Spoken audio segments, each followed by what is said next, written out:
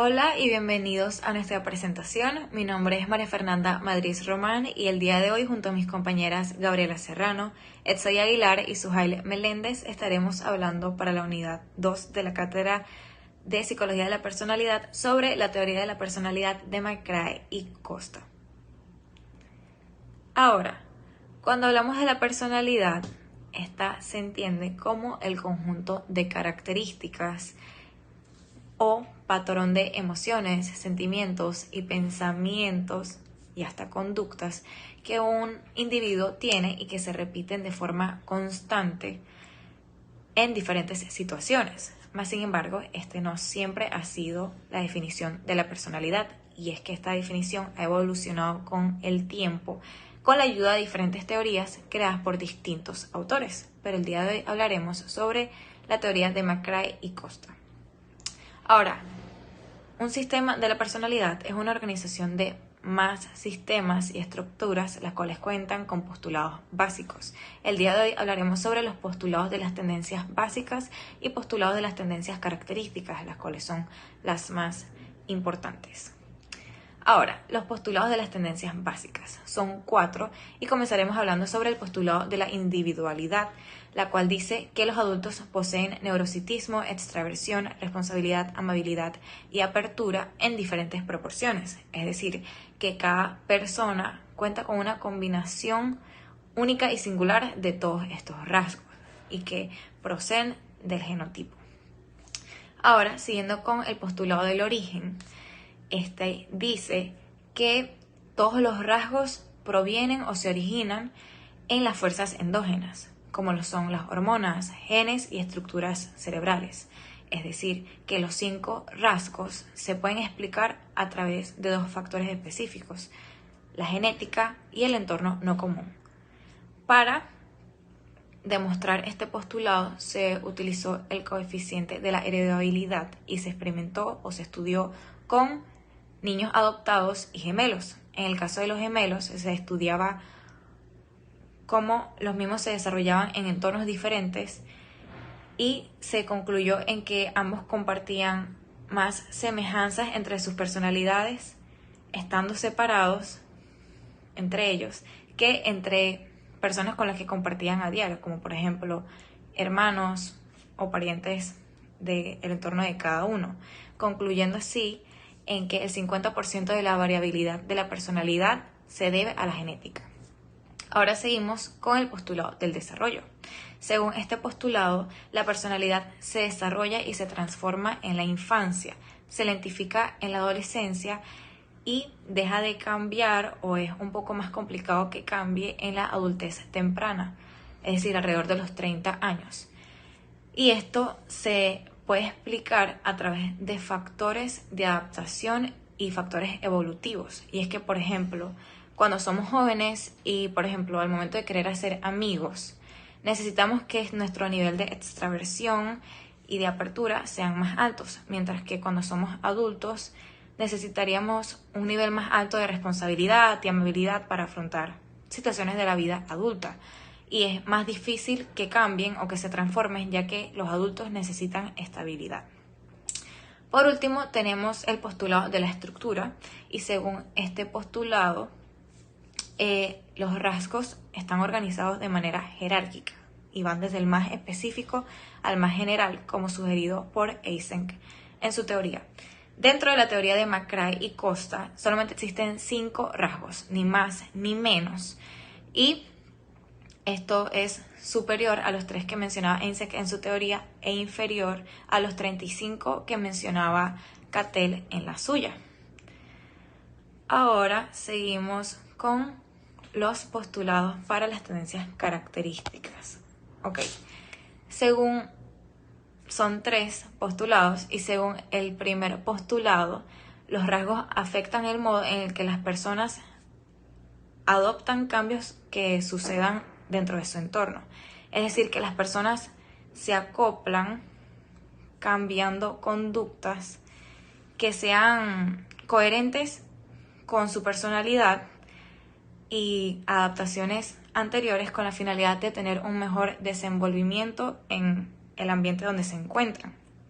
Ahora, según el segundo postulado, el cual es denominado postulado de la inadaptación, las personas poseen actitudes, costumbres y capacidades que son tan rígidas que al momento de adaptarse crean inadaptación, ya que éstas no les permite avanzar. Por ejemplo, si yo me considero una persona introvertida y estoy en un evento social, este rasgo no me permite evolucionar dentro de este ambiente, por lo cual, según este postulado, las reacciones que tenemos no son coherentes a veces con nuestros objetivos, gracias a que ese rasgo es tan fuerte, tan rígido.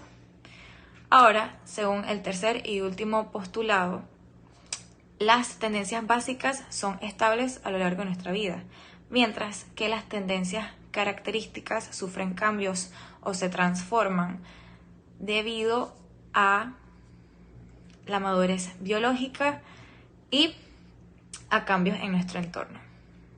Hola, mi nombre es Exay Aguilar y yo voy a hablar un poco acerca de las investigaciones relacionadas con el enfoque de los rasgos por Robert E. McCrae y Paul Costa. Es muy popular en el campo de la personalidad, pues estos autores han desarrollado un test ampliamente utilizado denominado o llamado el MIOPI. Los rasgos se han asociado con resultados vitales, como la salud física, bienestar y éxito académico, pero también se han vinculado con resultados más comunes y cotidianos, como por ejemplo el humor. En el desempeño académico, los rasgos de personalidad son fuertes predictores de muchos aspectos de la vida. Un área que ha sido objeto de una buena cantidad de investigación es la relación entre los rasgos y el desempeño académico, medido por test estandarizados de puntuaciones y el GPA. Los investigadores Eric Knufle y Richard Robin realizaron un vasto estudio en el que midieron los rasgos de los resultados académicos a más de 10.000 estudiantes. Proporcionaron cuestionarios de autoevaluación para medir sus puntuaciones en los 5 grandes rasgos. El rasgo más importante para predecir un alto GPA fue la responsabilidad. Quienes obtienen puntuaciones altas en el rasgo de personalidad tienden a tener promedios más altos en ambas etapas académicas, una universidad y bachillerato. El modelo de personalidad de los 5 factores, la responsabilidad se define como una tendencia a trabajar duro, ser bien organizado y puntual. Los estudiantes altos en responsabilidad son aquellos que todos los días dedican tiempo al estudio, saben cómo estudiar y lo hacen bien y tienen un buen nivel de atención en clase. Esto se refleja en una buena educación. La relación entre los rasgos y las calificaciones en el SAT sigue una pauta distinta al de los rasgos y el GPA. Los 5 grandes rasgos no son fuertes predictores de las calificaciones en la sección de matemáticas del SAT, pero la apertura estuvo relacionada con las puntuaciones en la sección oral. Específicamente, quienes obtuvieron puntuaciones altas en el rasgo de apertura eran más propensos a salir bien en las preguntas orales del SAT. Los de alta puntuación en apertura son imaginativos, creativos y pueden pensar en una forma amplia, lo que resulta útil para lidiar con preguntas difíciles en una prueba. Puede resultar sorprendente que el tema de predecir las calificaciones en el SAT a partir de los rasgos, la personalidad no fue un predictor tan fuerte como lo fue para el GPA. Sin embargo, tanto las calificaciones en el SAT como en el GPA, aunque son medidas generales para el éxito académico, son muy diferentes. La puntuación de una persona en el SAT tiene que ver más con la actitud y se basa en un solo examen, mientras que el GPA es un logro y es producto de años de trabajo. Es más difícil cambiar la puntuación en el SAT solo a través del estudio. Esto está un poco más relacionado con la puntuación que se obtienen en pruebas de inteligencia.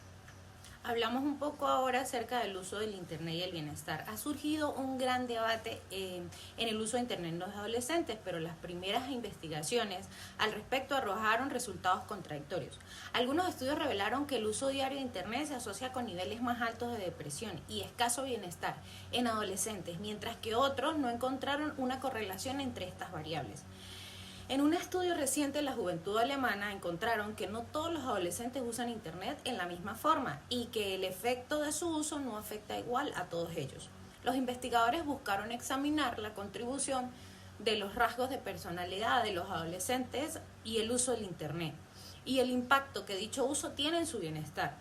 se encuestaron a un enorme grupo de adolescentes en Holanda a través de un cuestionario en línea. La muestra total fue de 7.888 adolescentes con edades entre 11 y 21 años.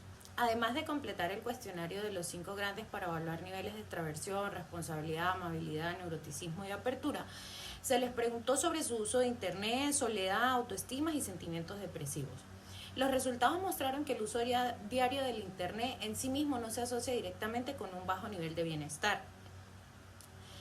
Los riesgos del uso del Internet en términos de bienestar se relacionan más con las tendencias individuales de utilizar el Internet compulsivamente, a sentirse incapaz de dejar de navegar, estar preocupado por Internet o que su uso interfiera con otras actividades de nuestro día a día.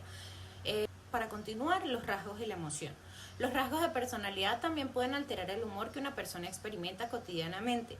Si estudiamos cuidadosamente las descripciones de cada rasgo, particularmente la extraversión y el neuroticismo, ser alto en extraversión es amar la diversión y ser apasionado, sentimientos positivos, mientras que ser alto en neuroticismo es ser ansioso y muy cohibido, sentimientos negativos. Por tanto, los investigadores han considerado desde hace mucho tiempo que la emoción positiva es el núcleo de la extraversión y la emoción negativa el meollo del neuroticismo.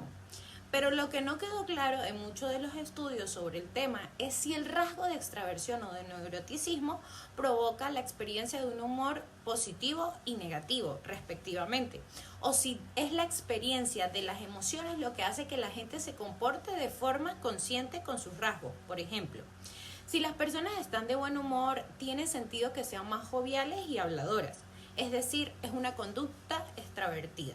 Pero están de buen humor porque están actuando de manera extravertida o actúan de manera extravertida porque están de buen humor. Pero el humor causa la conducta o es la conducta la que provoca el humor. Se realiza un estudio para determinar la dirección de la causalidad para que las relaciones entre extraversión y humor positivo y entre neuroticismo y humor negativo. El diseño de este experimento permitió a los investigadores determinar de manera concluyente si el comportamiento extravertido realmente origina un humor positivo tal como se predijo. Los participantes reportaron un humor positivo más alto cuando se les indicó que actuaran de manera extravertida que cuando actuaron introvertidamente. Esto sugiere que, independientemente del nivel natural de extraversión, el solo actuar de manera extravertida puede hacer que una persona se sienta mejor si actúa introvertidamente. Gracias, los dejo con mi siguiente compañera. Mi nombre es Gabriela Serrano y yo les voy a hablar sobre la crítica a la teoría de los rasgos y los factores.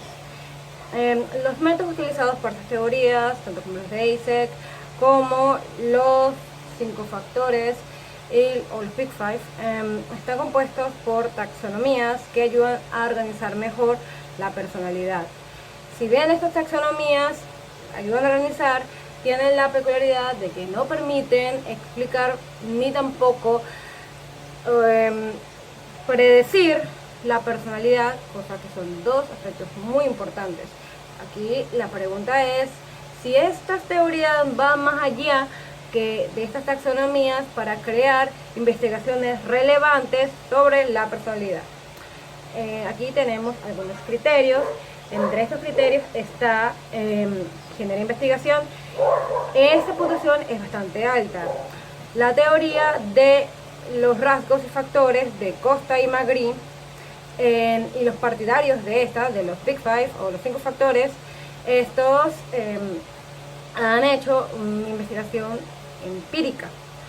Al utilizar traducciones del NeoPi revisado, han hallado en estos estudios que la responsabilidad, la amabilidad, la extraversión, la apertura y el neuroticismo no solo se encuentran en naciones occidentales, sino que también se encuentran planteadas en variedades de culturas. También Costa y Magri encontraron que la personalidad, vamos bien, los rasgos son bastante flexibles hasta llegar hasta los 30 años. Al llegar a esta edad se estabilizan y los cambios no son tantos, son bastantes, llegan a ese punto. Bien, segundo punto, son refutables las teorías de Costa y Magri. En esta puntuación está bastante moderada, entre alta y moderada. El trabajo de Costa y Magri se debe a la refutación. Sin embargo, se ha visto en estudios que en países asiáticos se debe cambiar los aspectos de los Big Five, ya que no predicen muy bien la personalidad de sus habitantes. Ahí está. La capacidad de organización que tiene esta teoría, ¿qué tal es? Bien, en este aspecto es bastante alto, ya que estos rasgos a su vez crean marcos para organizar mejor la personalidad humana. La teoría de los rasgos y factores es intrínsecamente coherente, es intrínsecamente consistente, aunque algunos difieran sobre el número de dimensiones que tiene esta teoría. Sin embargo, hay que decir que si bien esta teoría es bastante acertada, ocurre que en las versiones transculturales, cuando se pasó a traducirse, en muchos lenguajes se perdió un poco el sentido de lo que se tiene. Sirve como guía práctica. En este criterio los valores están dispares. Sí, si bien una teoría debe ser práctica y debe servir como guía, lo que ocurre en la teoría de los rasgos y factores de Costa y Magri es que tienen una taxonomía bastante exhaustiva y muy bien estructurada, pero no es tan útil para padres, profesores como investigadores. Así que con esto se me pasa al siguiente punto a mi compañera. Buenas noches, mi nombre es Sujei Meléndez, mi número de expediente es HPS 213-00-199-B. Yo les voy a hablar sobre concepto de humanidad. El concepto de humanidad se refiere a la condición o calidad de ser humano, es decir, a todas aquellas características y cualidades que distinguen a los humanos de otras especies. Estas características incluyen aspectos biológicos, emocionales, sociales, cognitivos y espirituales. En el ámbito ético, el concepto de humanidad implica tratar a los demás seres humanos con respeto, dignidad, consideración, que tengan los mismos derechos y que sea de igualdad. Esto implica mostrar empatía, compasión y solidaridad hacia los demás, promoviendo el bienestar y la justicia para todos. En el sentido más amplio, la humanidad también puede referirse a las diversas manifestaciones culturales, creativas y científicas que han desarrollado para los seres humanos a lo largo de la historia. Esto incluye el arte, la música, la literatura, la ciencia, la filosofía, la astronomía, la antropología y todas las ciencias humanas que nos distinguen como especie. Como en un resumen, el concepto de humanidad engloba tanto las características propias de los seres humanos como las necesidades de comprender, respetar y valorar a los demás seres humanos, promoviendo la igualdad y el bienestar y la dignidad de todos. Muchas gracias.